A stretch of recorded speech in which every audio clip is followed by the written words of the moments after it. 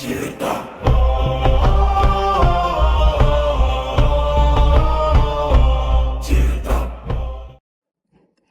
folks, welcome to Tyrdom. So today I want to explore with you guys a bit more about Finnish paganism. And it's easy to think that all northern paganistic systems are alike, but there are some differences, and they have to do mainly with the animistic perspectives of them. And oftentimes when you talk about northern paganism, you venture to thinking of Odin, Thor, Valhalla, or even the warrior cults associated to them. But Finnish paganism was a bit different, I would say. It's more about living in alignment with nature and not that much about worship. And I oftentimes talk about the natural forces and archetypes and things of that nature. And that is due to my personal connection to Finland and my understanding of Finnish paganism. So I oftentimes use the forest as the framing. And the forest is not only about scenery. It's not about nature in that sense. It's more of what it represents. Because if you look at it closely, the forest is a will in its own. And in this particular book, the Kalevala, which I oftentimes refer to, you can read about Tapio. And Tapio is not a god you pray to, firstly and mostly. Tapio is the forest itself. And when you enter Tapio, you have to be careful.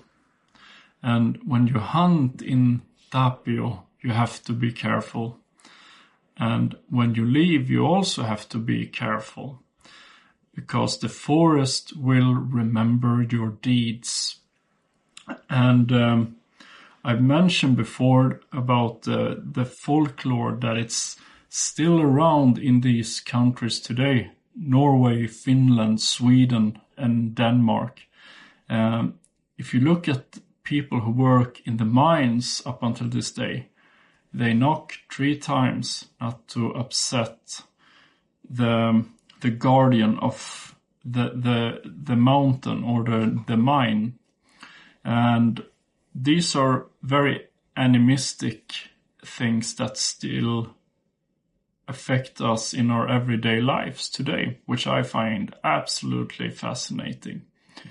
And maybe one of the most famous characters in the Kalevala is Ukko, and he is sometimes compared to Thor, since he is also a deity connected to thunder, just like Thor. But I think the comparison in itself, even though I understand it, it's a bit sloppy. And Ukko is not a warrior god like Thor. Rather, he represents thunder, rain, growth, and consequence, which I happen to talk about quite a lot here in Tyrdom. But not punishment in itself.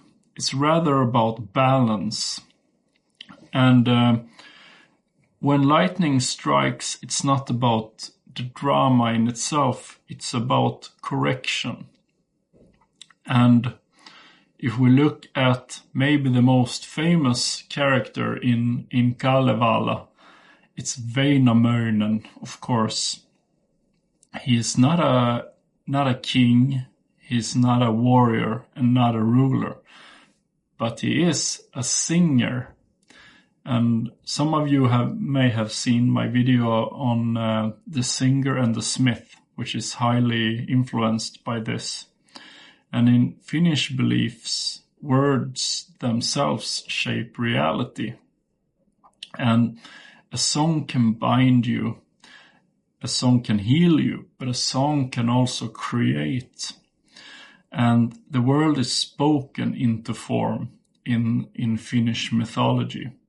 And I think this is one of the core differences, actually. Norse paganism is largely based on heroic deeds and heroic stories.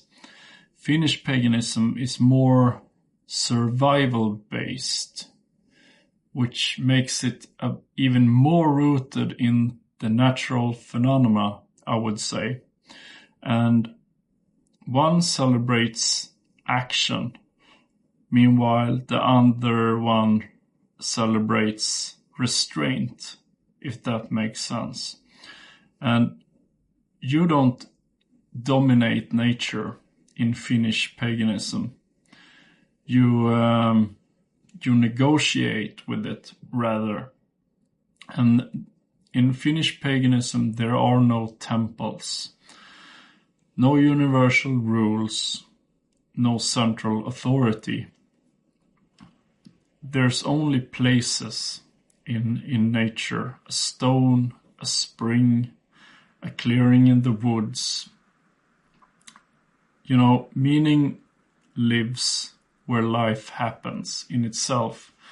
And like I've said, this makes it way more animistic than Norse mythology in a sense. And I think that's for modern people today, it's hard to comprehend, I think, Finnish paganism, because it feels strange. Not strange in the sense that it's, you know, you find it hard to comprehend, but it seems so distant, but yet so close. And the thing with Finnish paganism, it does not flatter you like Norse paganism do. It does not promise you greatness like Norse paganism does. It doesn't care who you identify as. It only responds to how you behave. And for you who have followed this little YouTube channel for a while, you know that I talk to a great extent to this.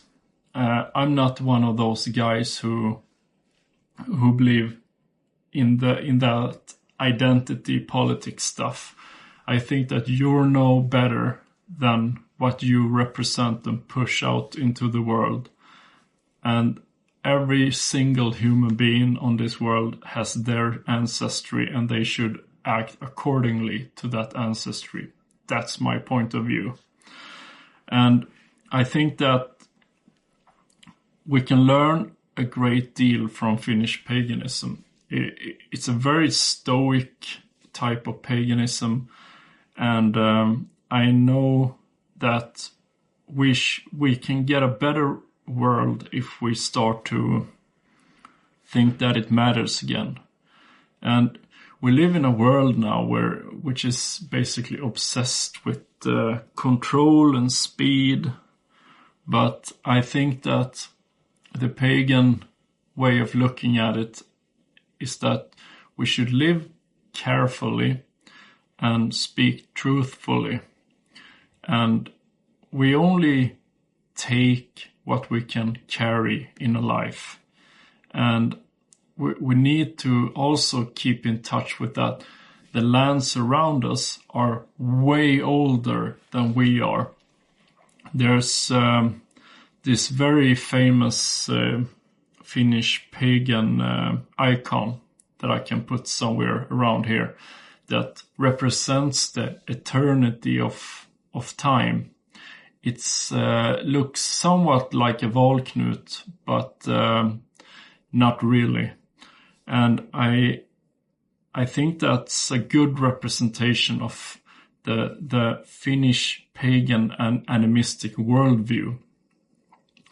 And the reason why I oftentimes connect Finnish mythology and paganism to Norse paganism is that these two are deeply intertwined, like I've talked about in the Finnfärd video, for example, where Viking kings and leaders traveled to Finland to understand magic and, connect to the ancestry and the spiritual world, because this was something the Finns were and still are very good at, because they live in perfect synchronicity with nature in a different way than the pagan society did in Norway, Finland, and Norway, Sweden, and Denmark at this particular time.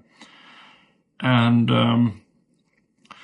it's not so much about mythology here. It's more about how you look at the world itself. And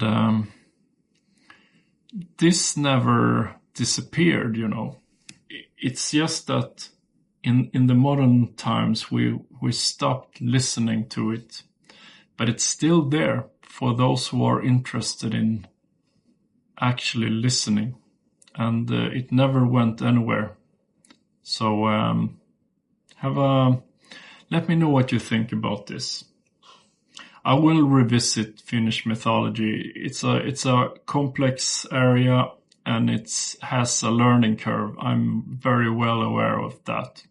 And it's a learning experience for me as well, because it's not as they don't have any runes. It's mostly folklore, and there are runes, but those were carved by Norsemen, not by Finns. So it's interesting by itself. Okay, folks, let me know what you think, and take care of each other. Talk to you later. Tyrdom out.